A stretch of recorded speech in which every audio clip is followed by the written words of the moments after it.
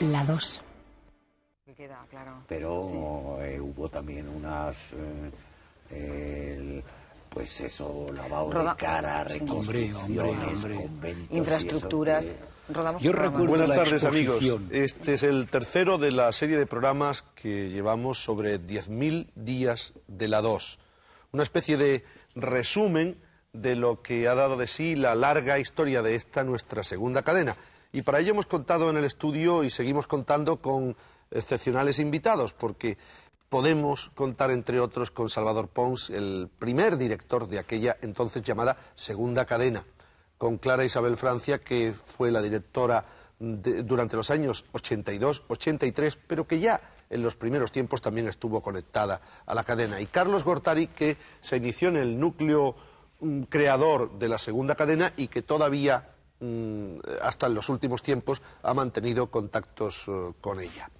Vamos precisamente en esta tercera emisión a acercarnos a una parte final de la segunda cadena, que son los años 80, el periodo de los años 80-90, y a dos programas que son de los más representativos de esta etapa de los años 80.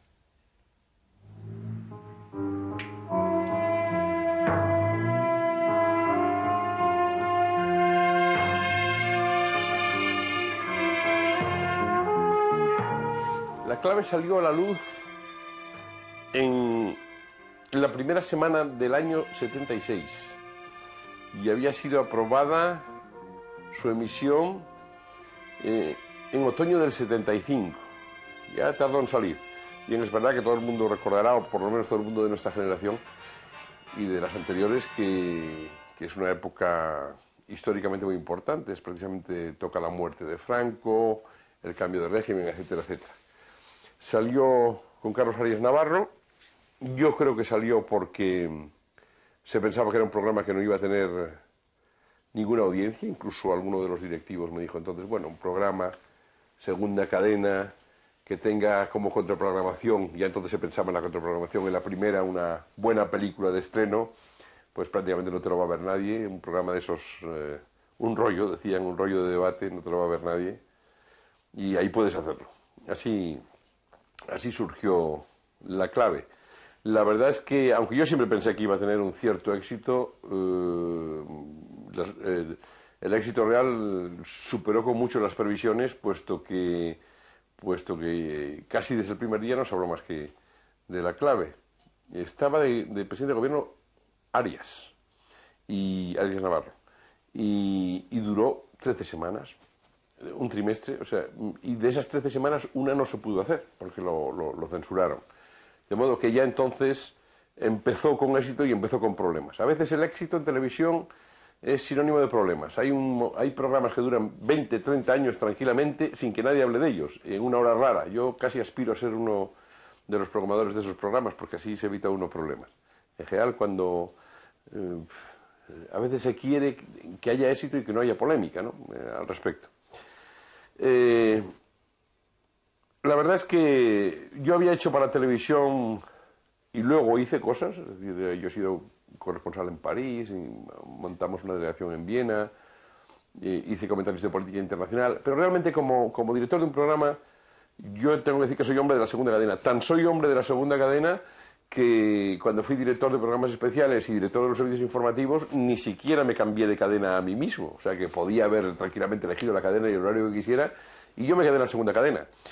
Y sigo siendo muy hombre de segunda cadena. Me lleva un susto cuando he oído decir que al director general que podía convertirse en temática o infantil o musical, porque siempre tuvo, por lo que fuera, quizá por esa vocación minoritaria. Estamos hablando de una época en que cuando empezó la clave, por ejemplo, estaba en blanco y negro, la segunda cadena, no tenía publicidad prácticamente y no alcanzaba a gran parte de zonas de España, ¿no? O sea, era una cadena que ya era minoritaria.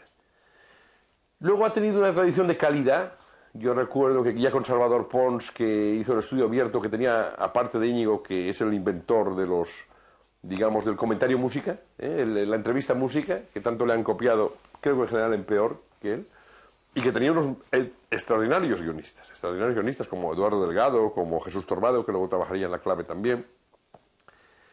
Después tuvo El A Fondo, que fue otro programa paradigmático. Tuvo un programa al que yo le tuve mucho cariño, que es de mi época, que fue El Testigo, de mi época de director de especiales. La verdad es que tuvo unos magníficos directores, y yo, por supuesto, tengo un enorme y grato recuerdo de Miguel Ángel Toledano, que sería todo en televisión, porque fue director de personal, director de Televisión Española y director de la Segunda Cadena, y al que probablemente se deben las épocas de mayor tolerancia de Televisión Española, probablemente. Bueno, no puedo más que estar agradecido en este sentido, y mientras duró, fue bonito mientras duró la Televisión Española, y a la propia Clave, que la verdad que todos hoy estarán de acuerdo que hizo más bien que mal, y si se viera en la perspectiva histórica posterior, seguro que se volvería a ver lo mismo, y que es un error intentar hacer debates amañados donde vayan más de los unos que de los otros, o los tontos de un lado y los listos del otro, que ese es un error, y que es un error, por supuesto, para un periodista es una inmoralidad además. Y ni siquiera entrar a negociar eso. Yo a los colegas que entran a negociar eso ya, a ver si debe venir este o otro, mal asunto. Pero yo creo además que para los políticos de todo gobierno, incluido del actual, del que quieran, creo que es un error el amañar eso así, porque al final se pierde la credibilidad, la pierde el periodista, la pierde el gobierno, la pierde el medio, y eso se convierte en una escuela de propaganda que a nadie le gusta, ni a ellos mismos tampoco, estoy seguro.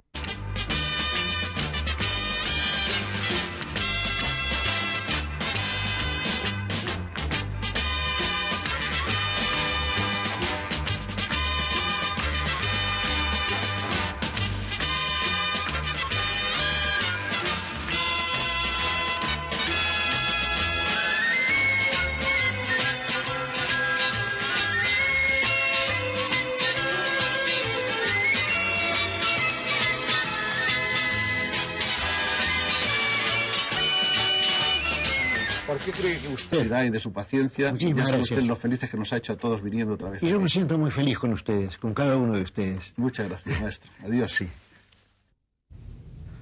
La Segunda Cadena, que había tenido una época, casi en su arranque, en sus inicios, una época, sin duda alguna, importante y brillante, y una época de riesgo, y una época de imaginación, y una época en la que con su propio esfuerzo cobró perfil y cobró personalidad.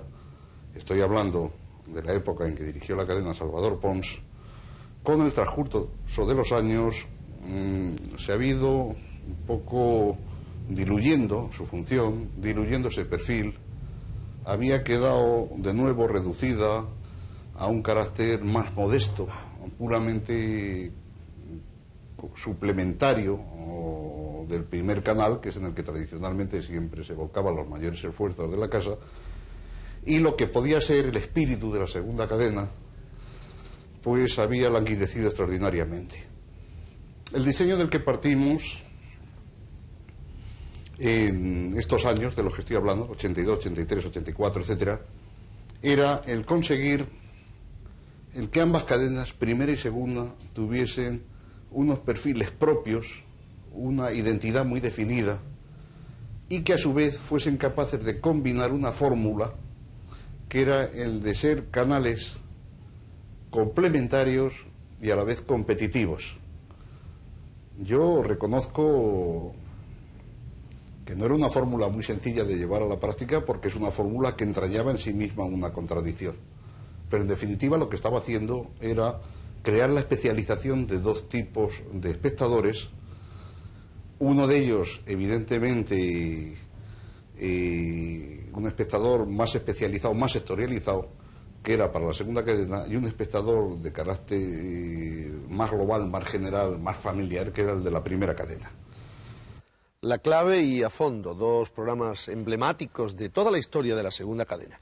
Pero ya en los años 80, tú entras en 1982 como directora, te toca también emprender la tarea de hacer una programación creativa y de lanzar nuevas ideas y nuevos programas. Sí, no sé si me toca o yo lucho por ello, porque recuerdo que cuando yo llego a la Segunda Cadena, pues por ejemplo me encuentro que no hay ni siquiera estudio de audiencias de la primera vía, pero no de la segunda.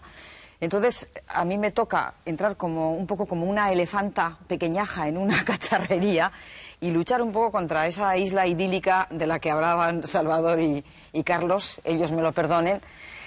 y esa especie de laboratorio perfecto para los profesionales y voy con un espíritu un poco más competitivo y digo, ¿por qué la segunda siempre es además de? O sea, la segunda puede competir y hay que demostrarlo y de hecho pues conseguimos demostrarlo con programas que llegaron a superar la audiencia de la primera cadena. Era una forma de aumentar las ofertas, entonces se hablaba mucho, se clamaba por las televisiones privadas para que aumentasen las ofertas. Yo decía, desde la pública, yo siempre he luchado convencida por la televisión pública, desde la pública se puede aumentar la oferta o por lo menos la participación del público en esta otra oferta muy válida, pero que hay que venderla con programas que enganchen más populares quizá. Y entonces, por ejemplo, pues Tola consigue un bombazo con el programa Si yo fuera presidente, y se consigue incorporar gastronomía. La gastronomía estaba muy olvidada, como había estado olvidado el jazz hasta que se retoma con Jazz entre amigos. Llega Elena Santonja para hacer el programa de cocina. Nos divertimos mucho, se consiguieron cosas y, entre otras cosas, eso, igualar en alguna noche la audiencia de la primera cadena.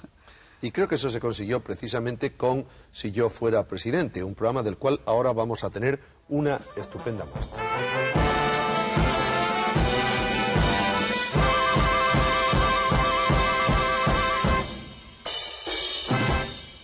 Con ustedes Joaquín Sabina y sus coplas de la televisión, primera entrega. La cachina maravillosa. ¡Qué fantástico! La Constitución. Estupendo. Muñeco Reyot. Eso. Y aquí unos mármoles, coralitos de Alicante o de Macael, no sé muy bien. ¡Qué lujo! Estas son las escaleras para bajar el desnivel. Fernando, qué despacho, ¿no? Es un despacho moñoño. Estos son unos magníficos sillones para recibir a las visitas. ¿Y la vivienda? La vivienda está arriba. Lo que Enséñamela. pasa- No, porque como estos cargos son provisionales, está todo sin hacer y se puede enfadar mi señora. ¿Y tú cómo estás? Pues fatal, porque me he metido en un lío horroroso y yo creo que no valgo para esto. No seas tonto, te está saliendo fenomenal para ser el día del estreno. Sí, pero te echo mucho de menos. No me lo creo. Mucho, mucho, mucho, como la trucha al trucho. Tú sabes que lo peor es cuando empieza y se enciende el pilotito rojo ese que da tanto pavor y eso ya lo has pasado. En realidad no debí volver nunca, ya me lo decía mi padre. No vuelvas nunca a los sitios donde has sido feliz. ¿Tú? ¿Todo este tiempo qué? Puf. ¿Qué has hecho? He hecho cosas bien, he hecho cosas mal. Teatro, por ejemplo. Fatal. Teatro, una experiencia bastante negativa. Y luego cine, mucho cine.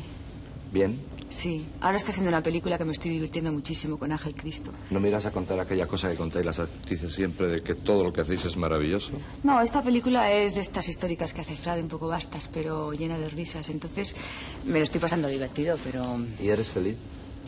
Feliz así en el sentido gordo de la palabra es muy difícil, pero me lo paso bien en general. ¿Y de amores?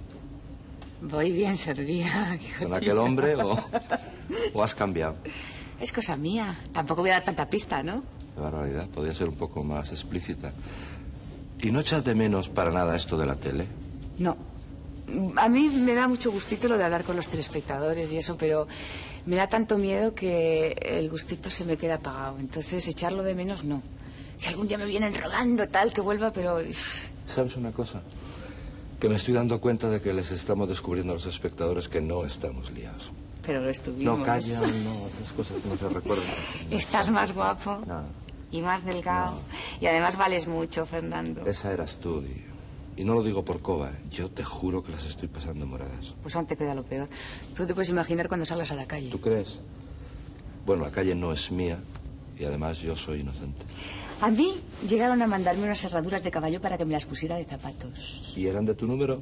No, que va, me estaban enormes y se las pasé a mi hermana. Es que la gente no tiene ningún sentido de la medida, ¿eh? Es buena, es fina, pero no tiene ningún sentido de la medida. Yo, aprovechando la ola de dimisiones que nos invade en televisión, si mañana, cuando tome el ascensor, me encuentro con un vecino que no me dice ni pío, y al llegar al portal descubro que el portero se vuelve de espaldas y finge sacar brillo a unos metales mientras paso yo para no verme, y cuando llego al kiosco de los periódicos la señora no me saluda, me retiro. Porque desde luego no estoy dispuesto a torturar a nadie con un programa que no les guste. Aunque bien es cierto que en la primera cadena echan un teatro magnífico. Ah, sí, seguro que es bárbaro. Y si no te llamo a ti. Ah, no, a mí no. Yo si quieres me pongo por ahí detrás y te hago gestos y muecas de ánimo, como me decías tú. Me podías ayudar. Pero ¿no? volver no. A ver, déjame. Si es que yo Mira, creo... échale cara a Fernando, porque si yo es temblaba que yo mucho creo más. Que además no va a querer venir nadie a este Ay, programa. qué pesado eres, siempre estás quejándote de todo. Oye, ¿y el presidente de verdad no te ha dicho nada? ¿Y los de arriba, los de aquí, los de la tele? Pues seguro que vas a tener líos. No. He de decirte, y lo digo en honor de mis jefes y de mis jefas, porque Clara Isabel Francia es una tía maravillosa, que no me han dicho absolutamente nada, que no me han hecho la menor imposición ni tampoco ningún tipo de presión. Bueno, y aunque suene a petulancia, este programa no tiene otro límite que el de la Constitución y, por lo tanto, el Código Penal. Así que yo voy a ser responsable de lo que diga.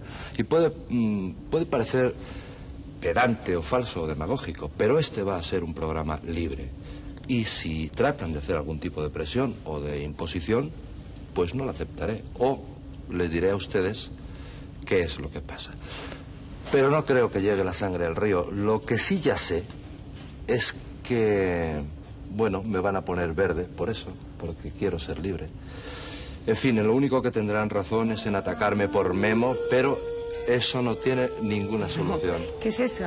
Eso es el himno de que mi jornada laboral se está acabando y los empleados me despiden con música. Ay, qué ternura, cómo se hacen de querer. En el fondo somos todos unos sentimentales. Han contratado a un pobre diablo, a una especie de trovador, un pobre diablo que se cree que canta como los ángeles. Bueno, Carmen, te quiero mucho. Y yo. Escríbeme.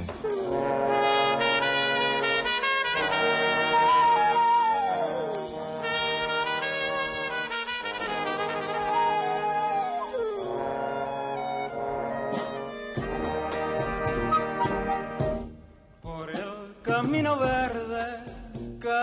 verde, que va la ermita, por el que tú te fuiste, lloran de pena las margaritas.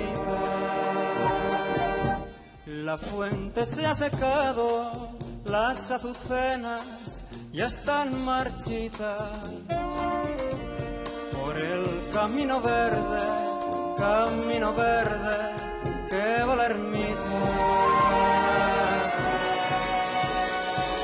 Solamente una vez amé la vida, solamente una vez y nada más. Una vez nada más en mi pecho brilló la esperanza. La esperanza que alumbra el camino de mi soledad, que se queda infinito sin estrellas, o que pierde al ancho mar su inmensidad, pero el negro de tus ojos que no muere y el canela de tu piel se queda igual. Si perdiera el arco iris su belleza, o las flores, su perfume y su color, no sería tan inmensa mi tristeza como aquella de quedarme sin tu amor. Me importas tú, y solamente tú, me importas tú, y solamente tú.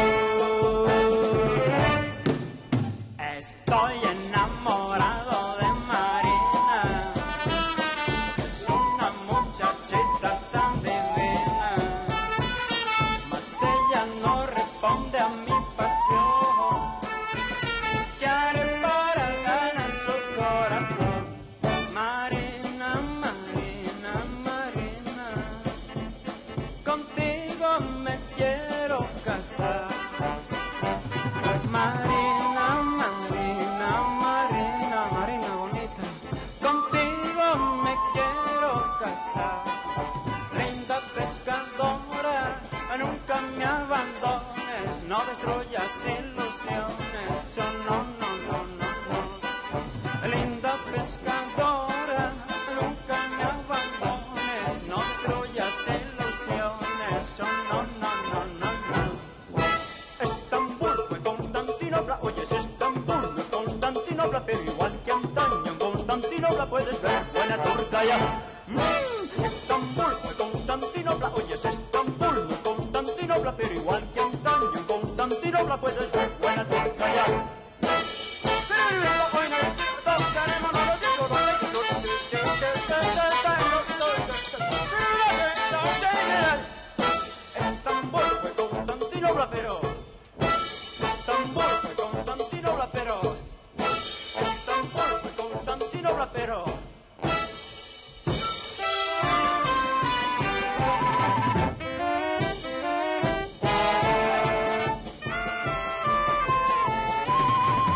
yo fuera el presidente, me buscaría una recomendación para que el director de televisión me diese un programa en el que comparecería ante ustedes completamente desnudo, con peineta y abanico. En un bolsillo la verdad y en el otro la humildad. En ese programa nombraría ministro de Economía a un pobre, ministro de Sanidad a un enfermo, de Educación a un viejo analfabeto con arrugas y de Defensa a un poeta. Ministro del Interior a nadie, a otro poeta. De Asuntos Exteriores a Julio Iglesias, ministro de Trabajo a un parado. Y con este triste gabinete, como si fuéramos saltimbanquis, titiriteros, clones de circo, nos iríamos al semáforo rojo de la libertad, de la igualdad, de la fraternidad. Esas viejas palabras que ahí siguen esperando a que se ponga en verde la luz que dé paso a la realidad, al fantasma de la realidad, al ogro de la realidad. Bien, pues que pase la realidad, también desnuda. Esa tela de araña que nos impide ser y soñar.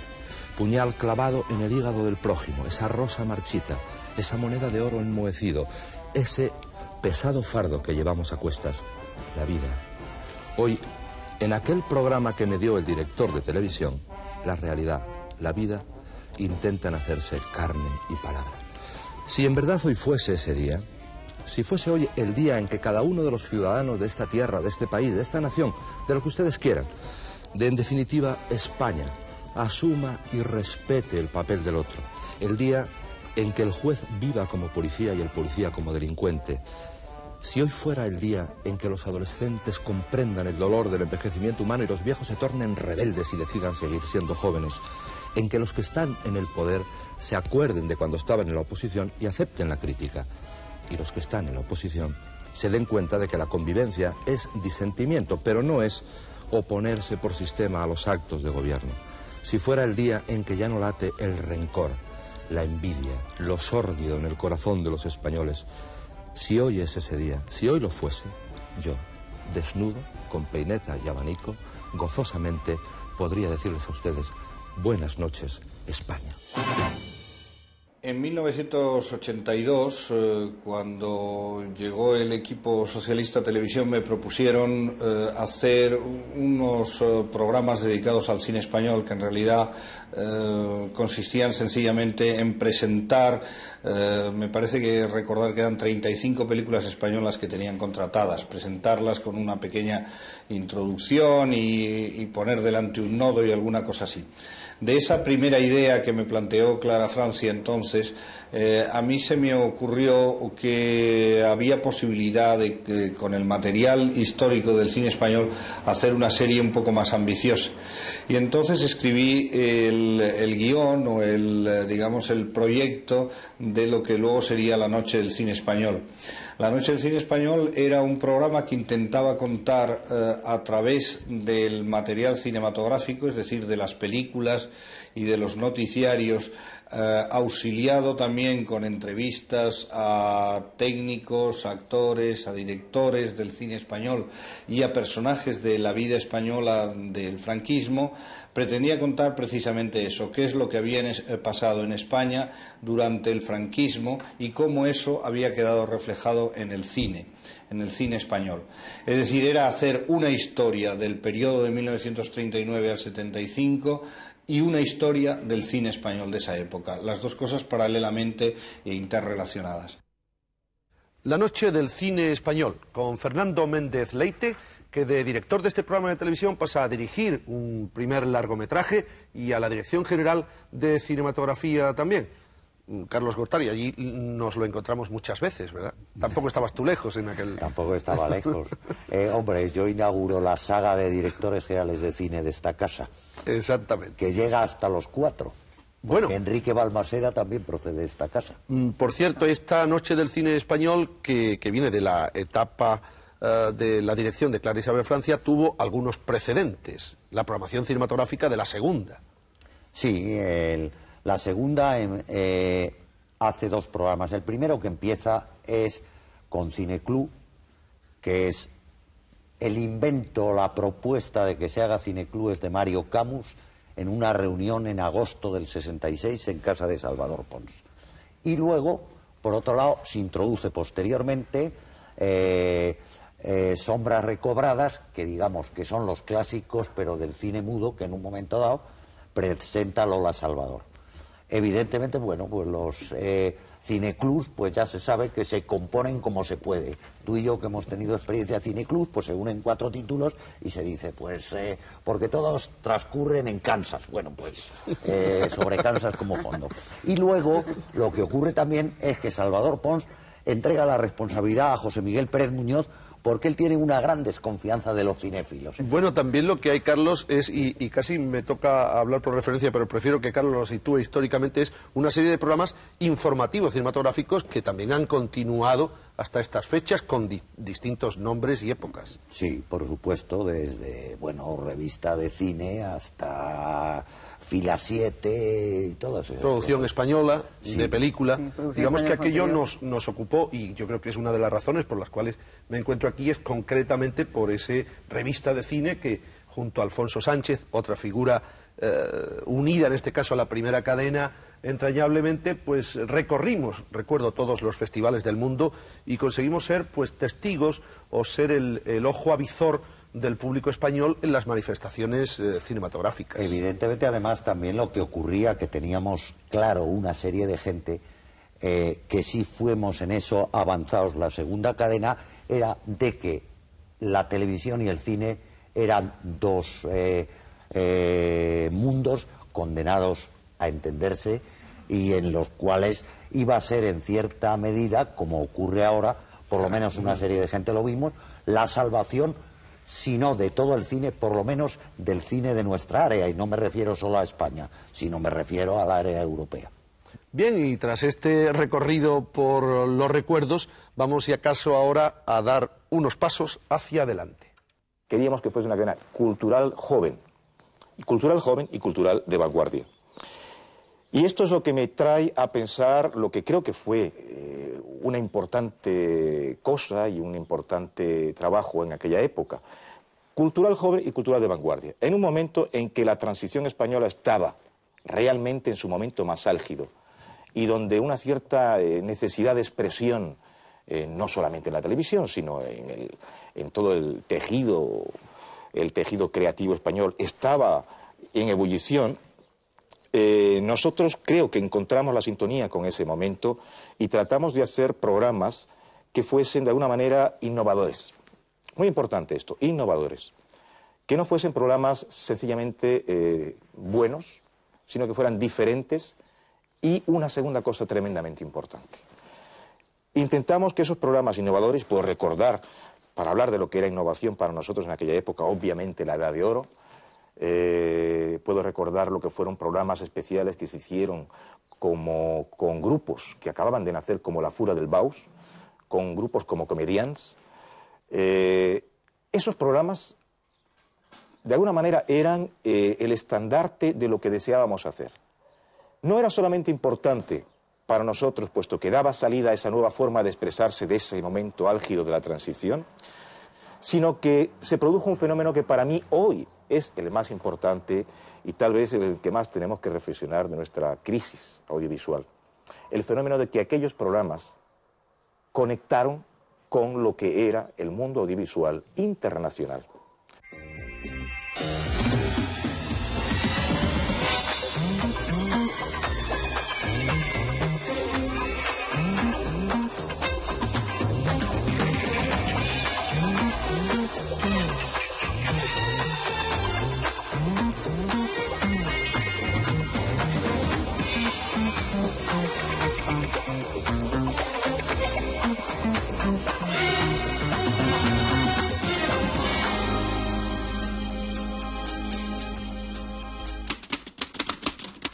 Hola, ¿qué hay? Esto que veis aquí no es un aparato rudimentario, ¿eh?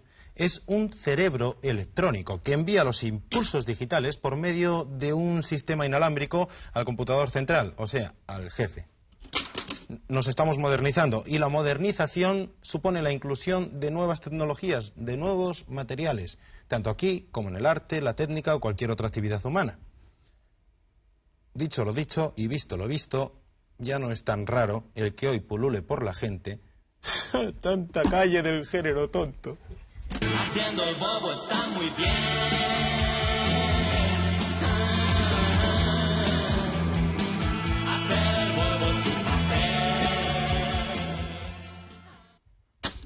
Vaya, hombre. Bueno, los materiales se revelan, pero para encontrar el material que necesitéis, nada más excitante que los grandes almacenes. Sí, esto es los supermercados.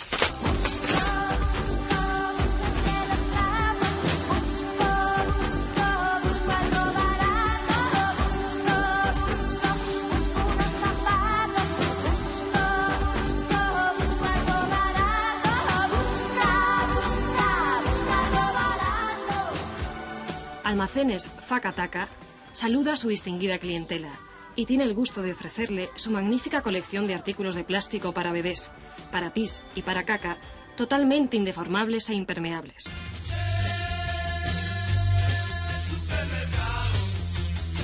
Prepare su equipo para deporte.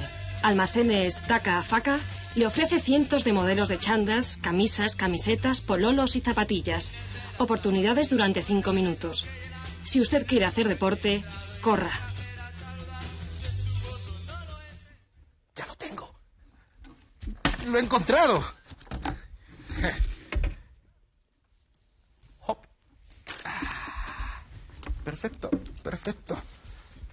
Además es con garantía por 7 meses. Perfecto, perfecto, perfecto. Muy bien. Bueno, pues continuemos.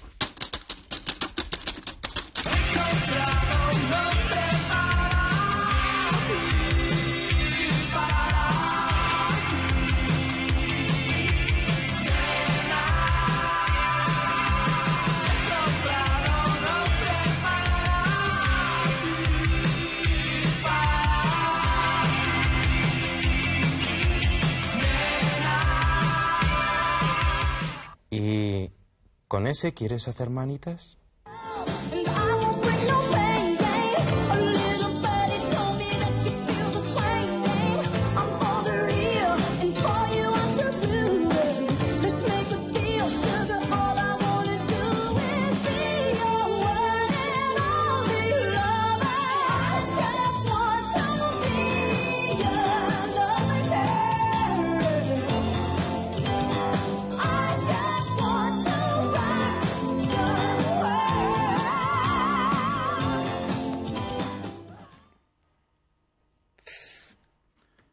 Sí, cariño, las cosas tienen eso, que de tanto utilizar, se queman.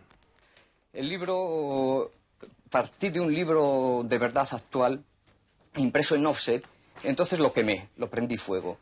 Lo apagué con agua, 2 de los elementos, lo enterré y después de un tiempo enterrado me puse a pintar página por página. Ya digo, llevo varios años con él y no lo he terminado, aunque estas páginas, algunas de ellas sí están acabadas, otras pues están abocetadas.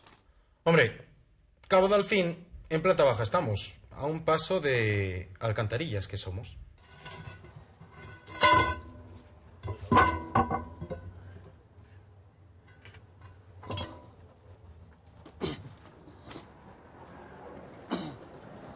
El vídeo Cloaca Máxima surgió a partir de una propuesta de realizar un vídeo musical, un concierto de ópera con Anna Ricci en un gran colector de las alcantarillas de Barcelona que tiene unas características muy singulares y espectaculares.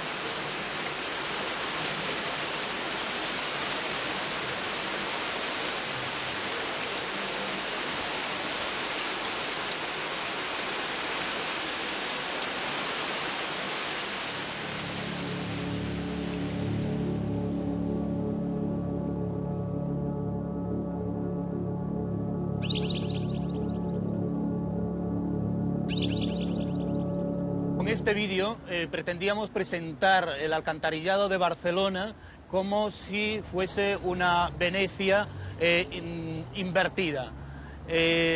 Está formulada a la manera de ficción y tiene un personaje que es el señor de las alcantarillas, que con un candelabro y un jilguero va moviéndose por las distintas secciones de alcantarillas.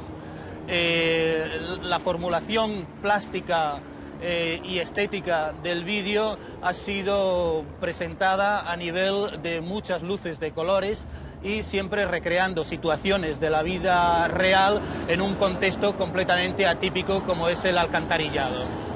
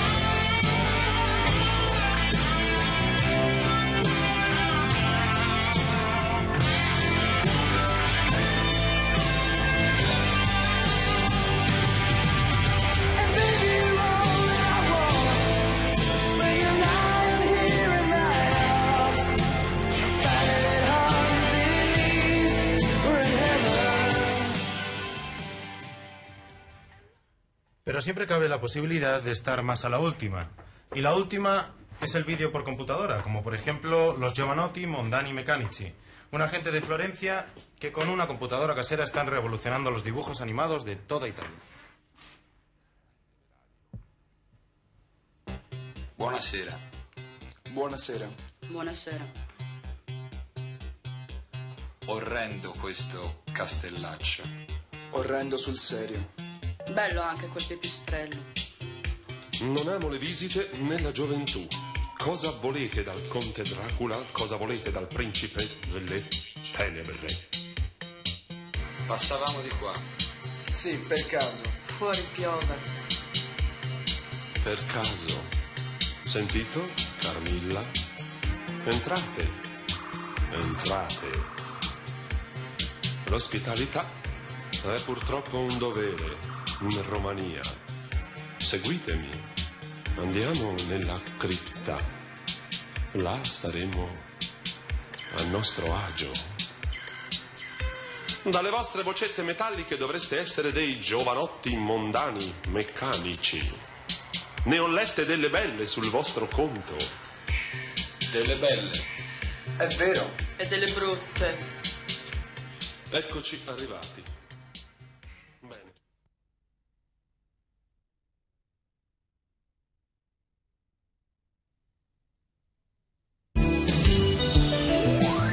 Tiempo allá por el cambio de década de los 70 a los 80 en que en Madrid empezaron a pasar muchas cosas y una de las más destacadas era una especie de entremezclarse que había entre las artes plásticas y la música pop.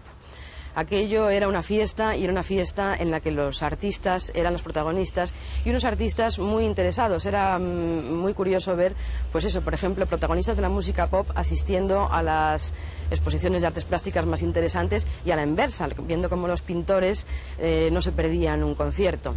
Yo me dedicaba a las artes plásticas de cuerpo y alma por completo y sentía bastante pena cuando por televisión veía a mis ídolos musicales moviendo los labios mientras sonaba un disco. Me daba tanta pena que a veces se me saltaban las lágrimas y entonces decidí que había que hacer algo. Ese algo era intentar por todos los medios aprovechar ese clima de efervescencia que había en aquel momento para plantear un programa donde se mezclaran, igual que en la calle, las artes plásticas y la música, y que la música se pudiera hacer en directo. Creo que ya estamos... Oye. Están probando.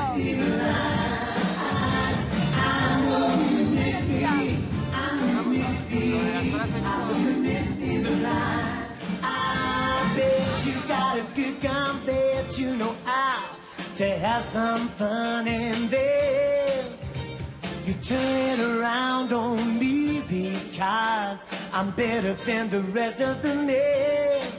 I say you'll miss me, yeah, and you always do. I say you'll miss me, yeah. Now would I lie to you? Now there's no need to demand. Grab my golden hand, I'll teach you and you'll never be sure. Oh, if the way that you need is much like greed, decide if you are rich or you're poor. I know you miss me, I know you miss me, I know you miss me blind. I know you miss me, I know you miss me, I know you miss me blind.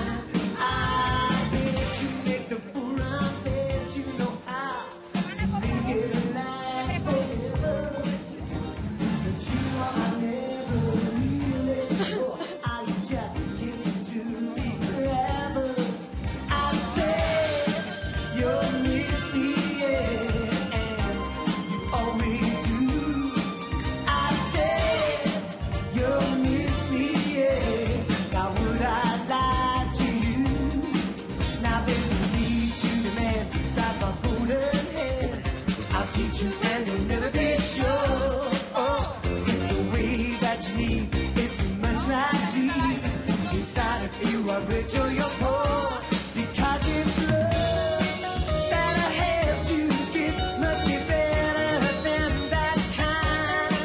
It can make you rich, it can make you poor, but I know that you miss me blind. I know you miss me, I know you miss me, I know you miss me blind. I know you miss me, I know you miss me.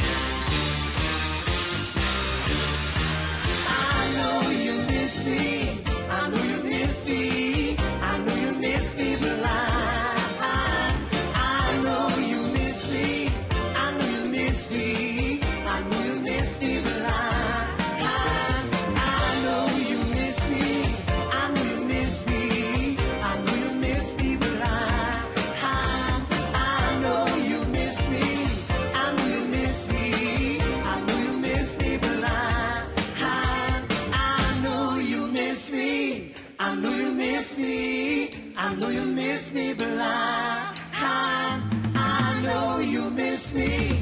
I know you miss me. I know you miss me.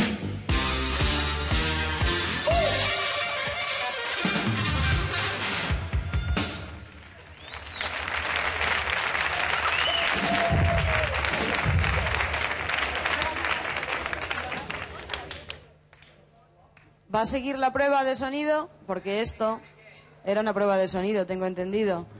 Entonces, en lo que me lo aclaran o no me lo aclaran... ¿Sabe alguien si sigue la prueba de sonido? Esto era una prueba de sonido, al menos eso creían ellos. Ha habido más deslices.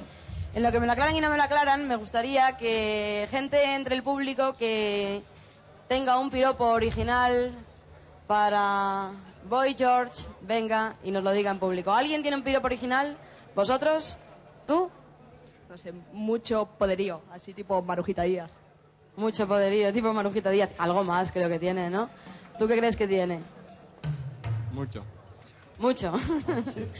Ahora ya cuando quieras ya pueden empezar, ya están preparados. Bueno, pues ya ha terminado la prueba de sonido y a ver si ahora podemos ver la actuación. Culture Club. Okay. Woo! Good evening, everybody.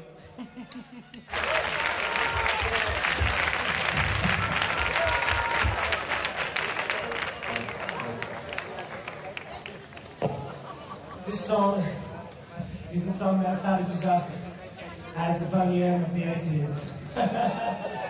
I know you all love Susan the Banshees, but she copied my makeup.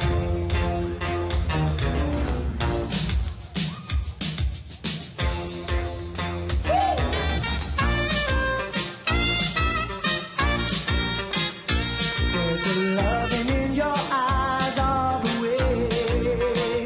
If I listen to your lies, would you say I'm a man without conviction? I'm a man who doesn't know how to say a contradiction. You come and go, you come and go. Come, come, come, come, come, chameleon. You come and go, you come and go. Loving would be easy because I like my dream. Red, gold, and green. Red, gold, and green. But hear your wicked words every day. And you used to be so sweet, I heard you say that my love was an addiction. When we cling, our love is stronger. When you go, you're gone forever. You string along, you string along. Come, come, come, come, come, chameleon. You come and go, you come and go. Loving would be easy because I like my dream. Red, gold, and green. Red, gold, and green. Every day is like survival. You're my lover, not my rival. Every day is like survival. You're my lover, not my rival.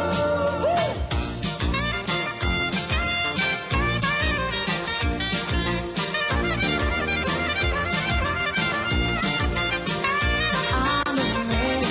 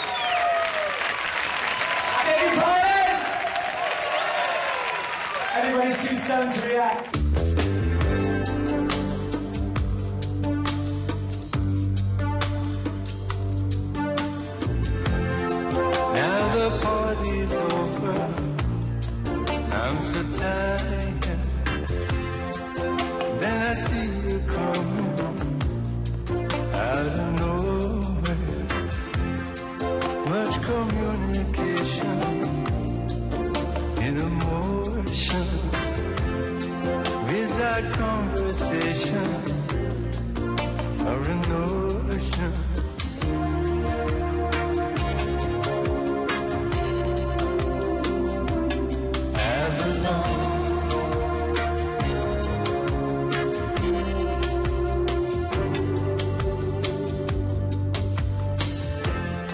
When the samba take you out of nowhere, when the background fading out of focus, there's the picture changing every moment, and your destination you don't know.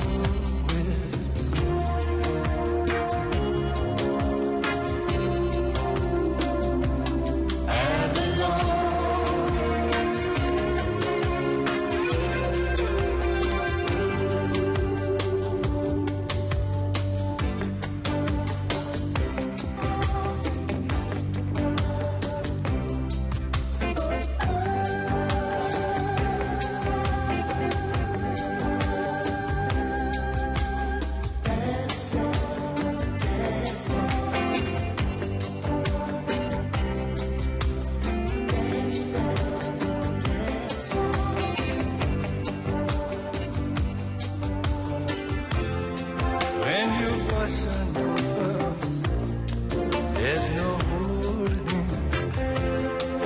Would you have me dancing out of nowhere?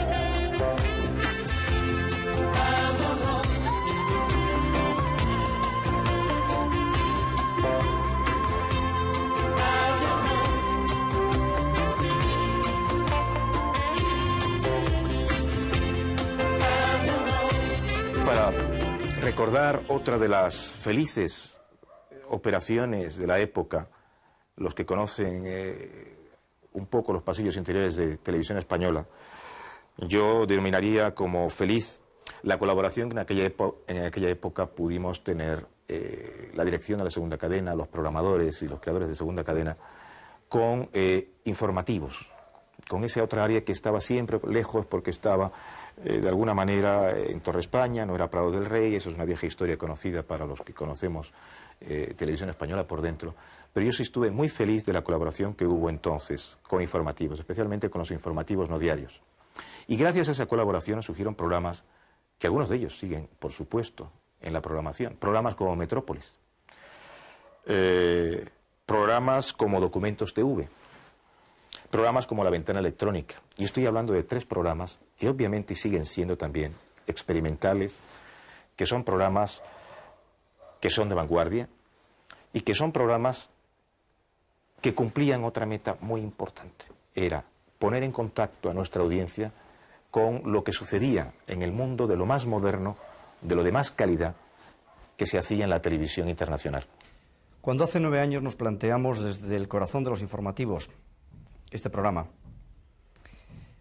la gente que afrontamos la posibilidad de hacer un nuevo formato, éramos gente que habíamos nacido con la televisión que su lenguaje era para nosotros el medio natural de expresión y que estábamos fascinados por la imagen y por su fuerza.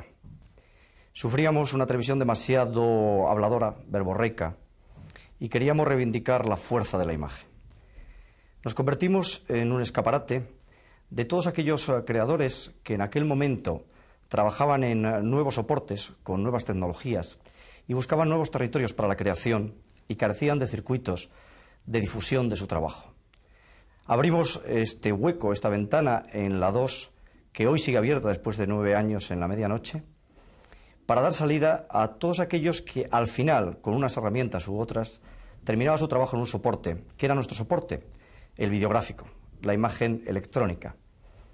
Quisimos también darle un formato diferente y nos planteamos la pantalla no como un cuadro abierto a una realidad, sino como una superficie a diseñar. Para ello utilizamos los entonces incipientes medios digitales que permitían un atisbo de postproducción y de manipulación de la imagen en sí misma dentro de cada cuadro. Esto nos permitió abordar nuevos planteamientos narrativos o quizás solamente nuevas formas de ver, pero una aproximación distinta al hecho creativo. Hicimos un trabajo exhaustivo de campo para buscar a aquellos jóvenes creadores que bien con herramientas muy a su alcance, como el fax, la fotocopia, la Polaroid, los PCs o el propio cuerpo, conseguían expresarse de una nueva forma, en un nuevo camino, buscando nuevas formas de expresión.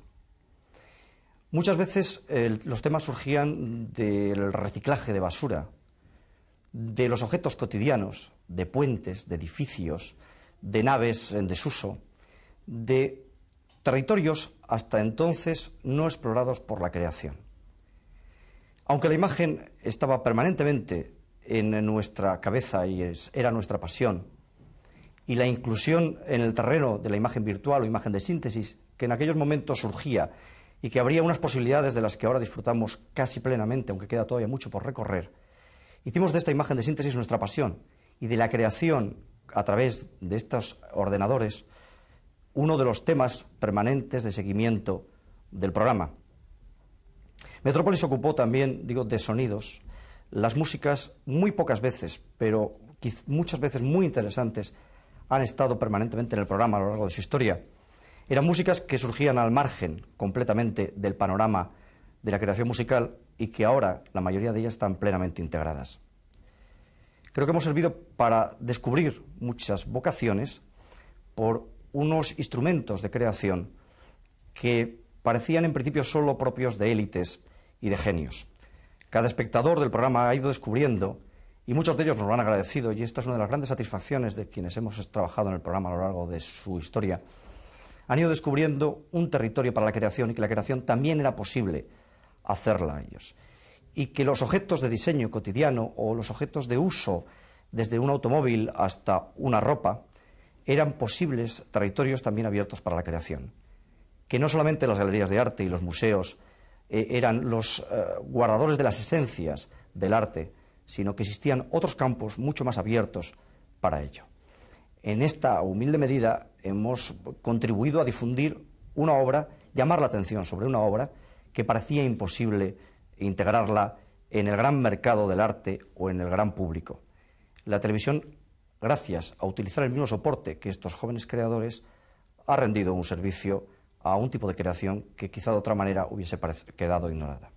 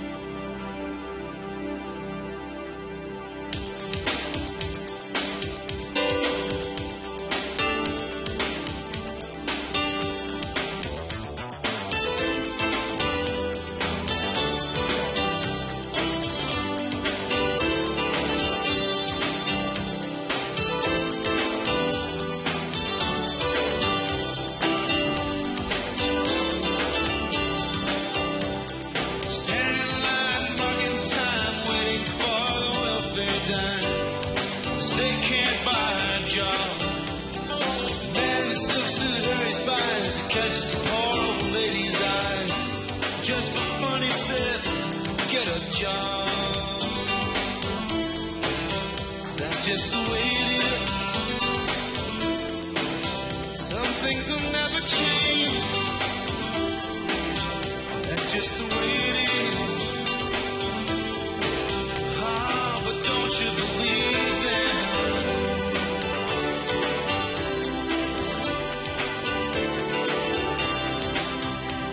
Said, hey little boy, you can't go where the others go. 'Cause you don't look like they do. Said, hey old man, how can you stand to think that way? Did you really think about it before you made the rules? He said, son, that's just the way it is. Some things will never change. That's just the way it is. Oh, but don't you believe it?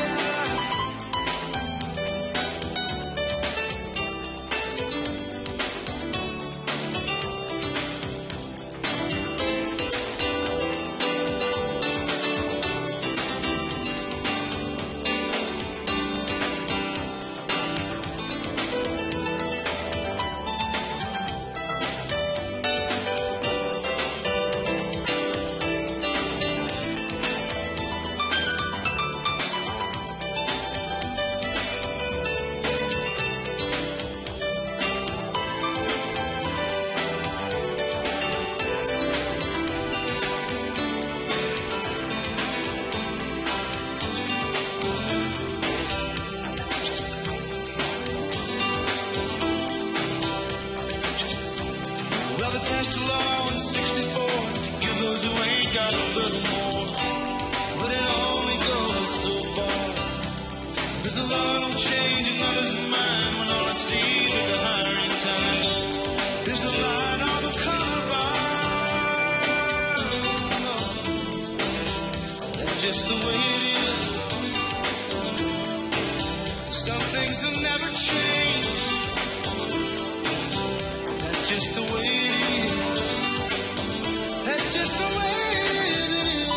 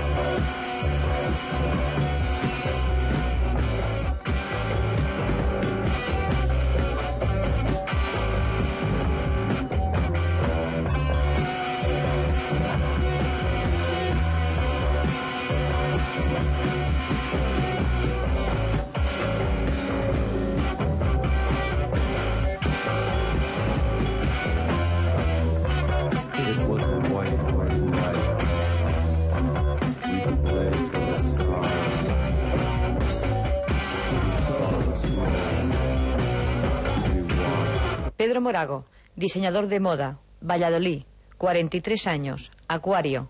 Empezó diseñando zapatos y más tarde ropa para diferentes marcas. Desde hace 3 años lo hace con su propio nombre. Vende sus diseños en Italia, Estados Unidos, Inglaterra y Noruega. Este año ha sido el único español invitado por el Salón Pitti Uomo de Florencia. Si la moda invierno 86-87 pretende recuperar la línea de vestir clásica en el hombre a través de las rayas o la pata de gallo, Pedro Morago intenta imponer algo tan ancestral como es la recuperación de la falda en el hombre.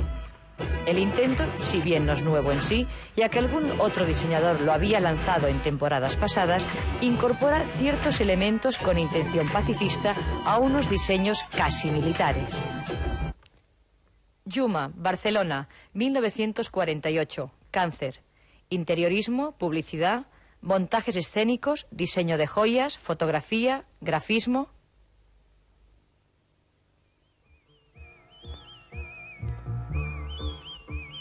Yuma es una especie de arquitecto de los objetos cotidianos.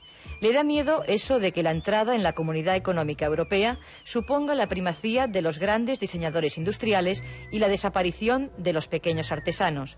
Se divierte básicamente con las formas y las ideas. Los materiales son siempre elementos secundarios. Le da igual utilizar yeso, aluminio o goma para realizar todo tipo de objetos, desde pasteles de yeso a jerseys. Sus diseños se pueden encontrar en tiendas de Milán, París o Nueva York. Y, por supuesto, en su viejo piso del barrio barcelonés de Gracia.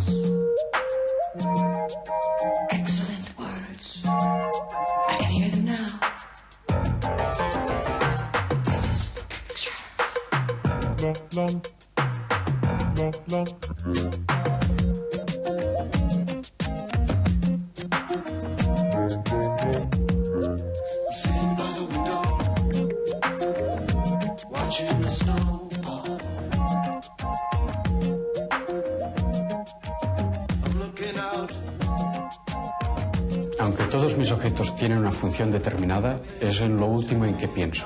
Para mí lo importante es la forma, la idea, lo que puede sorprender un objeto.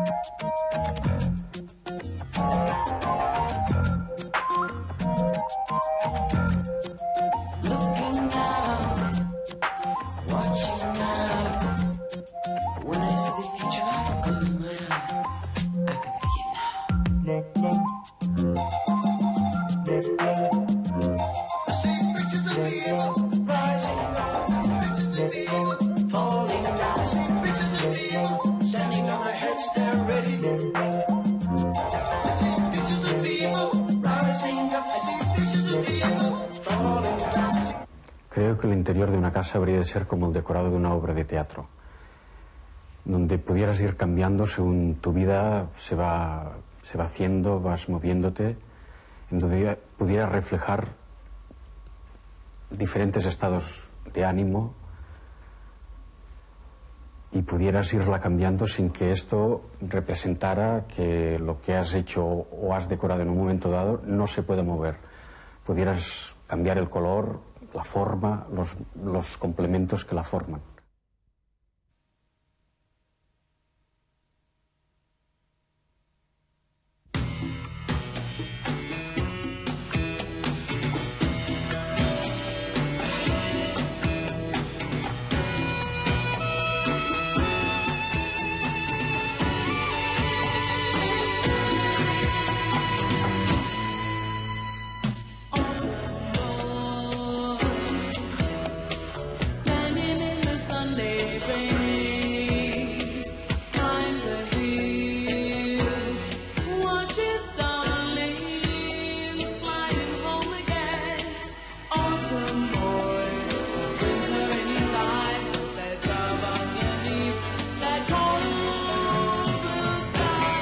Diseño, palabra mágica en España hoy.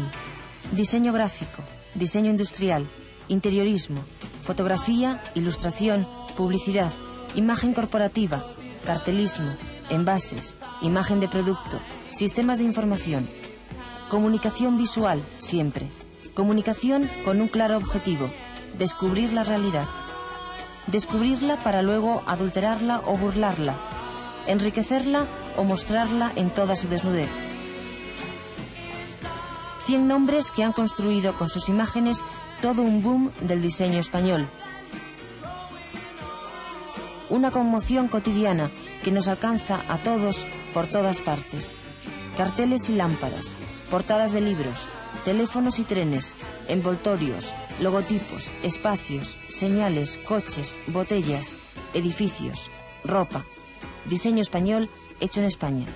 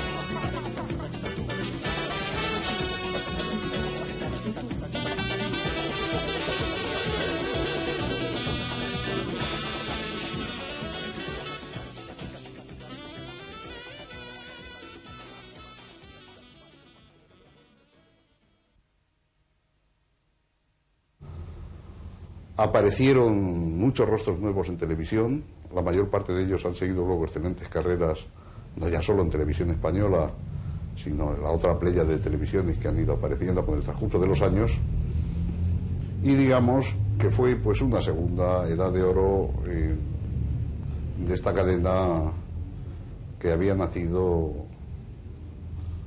unos cuantos años atrás, llena de vida, de ilusión y de esperanza de convertirse en una alternativa con un cierto talante progresista, con unas grandes dosis de imaginación y desde luego con una apelación muy directa a los sectores más jóvenes de la sociedad española. Fue una muy hermosa historia que, como todas las hermosas historias, tuvo un principio y tuvo un final. Fui alternando en los años en que terminé La verdad sobre el caso Sabuelto en cine y estuve trabajando para televisión entre programas experimentales, como por ejemplo algo de lo que me siento más que orgulloso, muy afortunado de haberlo podido hacer, que fue la serie de entrevistas que hice con Douglas Sirk en Suiza, que se emitieron 15 capítulos, se llamaban Directed by Douglas Sirk, y que fue un programa experimental, lo cual no quiere decir minoritario, porque yo intenté que, dada la gran humanidad y cultura de Douglas Sirk, hablábamos algo de cine, pero en el fondo terminábamos hablando de la felicidad, de cómo convivir con la infelicidad, de qué es el pesimismo, de qué es el optimismo. Hablábamos al final de la vida y de cómo utilizar ese instrumento que es el cine o la televisión, la comunicación, para vivir mejor, más humanamente, para desarrollarnos por medio de este lenguaje nuevo que se nos da, para desarrollarnos como seres humanos y como sociedad de seres humanos.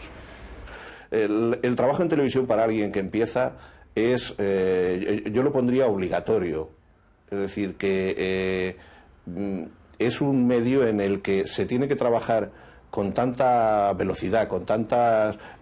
las respuestas que hay que dar a los problemas tienen que ser siempre tan inmediatas, hay que improvisar, hay que tener ingenio, velocidad.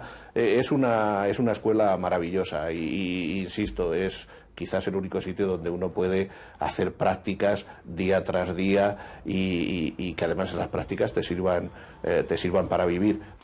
De todo lo que rodé para la segunda cadena yo salvaría bastantes trozos, bastantes fragmentos. Me gusta bastante la pesca del percebe de Xantares, me gusta bastante fragmentos de la ría de Bilbao y de fragmentos cortos, sobre todo con José Iturbi, entre Naranjos, Valencia. Pero de todas formas lo que más me gusta, casi entero el documental, es El rastro de Ramón, El rastro de Madrid, con textos de Gómez de la Serna para una serie que se llamaba Vísperas de nuestro tiempo. Creo que hay buenos trozos de documental que me siguen gustando bastante. Y luego, pues bueno, hay pequeñitas cosas que he ido rodando por ahí, algún trozo de 10 melodías vascas y la verdad que poco más, pero estoy contento de haber trabajado allí. Yo siempre he estado muy influido por aquella frase profética y optimista y esperanzadora por la que creo que merece la pena luchar, cuando Rossellini dijo: el cine ha muerto, viva la televisión. Quiero resumir la necesidad de algo que yo creo que sigue siendo válido. No creo que siga siendo válido, lo constato absolutamente, porque hay una necesidad, no solamente dentro de España, sino una necesidad en el mercado internacional de recibir programas innovadores. Pero de recibir programas innovadores made in Spain. Hay una gran necesidad de que se sigan produciendo películas, de que se sigan produciendo series, de que se sigan produciendo dramáticos, pero siempre que sean programas capaces de conectar con la sensibilidad internacional. Tenemos que cuidar tremendamente ese aspecto para no quedar otra vez encerrados en una cierta riqueza interior de la audiencia. Yo creo que hay algo más que hacer y que estos programas, me refiero a los programas, y sobre todo los que colaboraron en hacerlos, sobre todo los creadores que estuvieron detrás de esa creación de programas en la segunda cadena de esta época, tienen mucho que decir todavía. Solo esperamos que el panorama audiovisual español pueda permitirlo, que el panorama audiovisual español se sume al esfuerzo que está haciendo en Europa para no ser solamente clientes del mercado exterior. Y yo creo que esa filosofía, que de alguna manera la segunda cadena, o mejor dicho, la 2 ahora, ha rescatado un poco de hacer una programación alternativa, esa es la vía. Solamente que hace falta hacerla no solamente con esos productos que se adquieren, que se compran fuera, sino también es la cadena, pienso yo, todavía para el futuro, que puede seguir generando esa innovación y esa capacidad de creación que tiene que surgir no solamente para nuestra audiencia en España, sino para que en el resto de Europa y en el mundo se conozca que aquí también hay una creación importante. Bien, amigos, pues hemos llegado al final de nuestro programa por hoy, el tercero de esta serie de programas dedicados a los 10.000 días de la 2. Y en primer lugar, las gracias a nuestros invitados. Pero aparte de las gracias, en primer lugar querría saber, Salvador Pons, qué impresión se lleva después de este paseo por los recuerdos que hemos tenido durante las 7 horas y pico de programa. Pues sin duda, después de esta gran retrospectiva desde el año 1966, yo diría que tras 28 años de experiencia, yo diría la imaginación al poder. La imaginación al poder.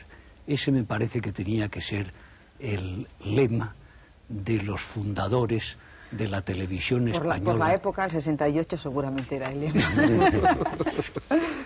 Bien, y ahora querríamos constatar la posición de Carlos Gortari. Él siempre se ha considerado un rosselliniano. Y el prestigioso director y creador italiano fue el inventor de aquella frase: el cine ha muerto, viva la televisión. Sí, lo que pasa es que un gran admirador de Rossellini, como Erich Romer, decía: el genio de Rossellini está en la falta de imaginación. Entonces yo diría que sí, eso indica que la televisión, en un aspecto didáctico, que estaba muy en la segunda cadena, de no inventar, de enseñar la historia y esas cosas, pero también está en la imaginación al poder, es decir, en esa imaginación que supone el Total de José Luis Cuerda, o que supone el Juncal de Jaime de Armiñán, o que supone Milagro en Roma de la serie Cuentos de Gabriel García Márquez. También eso, la imaginación, es compatible con la didáctica. Creo que las dos cosas son importantes y forman parte de la segunda cadena. Clara Isabel Francia fue la primera persona la que en primer lugar dio la cara por esta segunda cadena. Y ya que fue la mujer que abrió esos programas, me gustaría saber, Clara, ¿cómo cerrarías este? Bueno, este programa lo cerraría con los mejores augurios para la segunda cadena. Por si hay alguien que está buscando un modelo de televisión pública, como decía Salvador antes, en la segunda cadena podría haber un buen arranque. Sería una televisión que cuenta historias de ficción, pero que también cuenta las historias de la vida real, sobre todo las retransmisiones en directo, que es el momento en que la televisión alcanza su razón de ser y su perfección completa. Una televisión que bucease en las raíces de cada uno de nosotros, en el recuerdo, pero que donde también tuviese cabida, si no todo capricho, sí toda innovación. Yo creo que eso tiene que ser la televisión pública, desde el respeto y la cooperación con las personas que no tienen acceso al mundo de la cultura, facilitándoles ese acceso. Bien, amigos, hemos llegado al final. Antes que nada, sí. Alfonso, ¿me perdonas un momento? Hay una frase que no se aplica, pero que dijo en una televisión el actual presidente del gobierno, que decía que, con frase de Antonio Machado, solo los necios confunden valor con precio. Bueno, pues yo creo que lo que ha dicho Clara Isabel es que no confundamos valor con precio, que la televisión pública debe defender los valores, cualesquiera que sean. Es efectivamente una bella frase para terminar, pero nosotros, el final de nuestro programa tiene que estar también en los sentimientos y en el reconocimiento humano y personal. Por supuesto que con nuestra mejor voluntad hemos pretendido ofrecerles algunos de los momentos más bellos de la segunda cadena a nuestro juicio. Son centenares, miles de compañeros gracias a los cuales se ha llevado a cabo esta tarea. Aquellos que comenzaron con los 10 magníficos iniciales se han convertido hoy en un formidable equipo que está en marcha y trabajando. También es el momento de recordar a los que durante todo este tiempo han puesto parte de su vida, nada menos, al servicio de una buena televisión, de una útil televisión. Con la 2, sigamos adelante. Buenas noches.